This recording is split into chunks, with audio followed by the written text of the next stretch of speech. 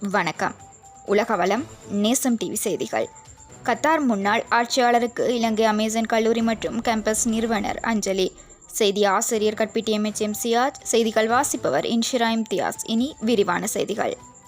Qatar நாட்டின் முன்னாள் ஆட்சியாளரும் தந்தை அமீர் என போற்றப்பட்டவருமான ஷேக் ஹமத் பின் கலீஃபா அல் தானி அவர்களின் மறைவை முன்னிட்டு கொழும்பில் உள்ள கத்தார் தூதரகத்தில் வைக்கப்பட்டிருந்த இரங்கல் பதிவேட்டில் அமேசான் காலேஜ் மற்றும் கேம்பஸ் நிறுவனர் இல்ஹாம் மரைக்கார் கையொப்பமிட்டு தனது ஆழ்ந்த இரங்கலை தெரிவித்தார். அவரது மறைவு கத்தார் மக்களுக்கு மட்டுமின்றி அவரை மதித்திருந்த பல்வேறு நாடுகளின் மக்களுக்கும் பெரும் இழப்பாகும் எனவும் அஞ்சலி செலுத்தியவர்கள் தெரிவித்தனர். ஷேக் ஹமத் பின் கலீஃபா அல் தானி அவர்கள் கத்தாரின் வளர்ச்சி, முன்னேற்றம் மற்றும் மனிதநேய பணிகளில் முக்கிய பங்காற்றிய தலைவராக நினைவு கூறப்பட்டார். இந்த நிகழ்வில் அகில இலங்கை வாலிபர் முன்னணிகளின் சம்மேளனத்தின் தேசிய தலைவர் ஷாம் நவாஸ் மற்றும் சர்வமத அமைப்பின் பிரதிநிதி மௌலவி முஜீப் ஆகியோரும் கலந்து கொண்டு இரங்கல் பதிவேட்டில் கையொப்பமிட்டமை குறிப்பிடத்தக்கது.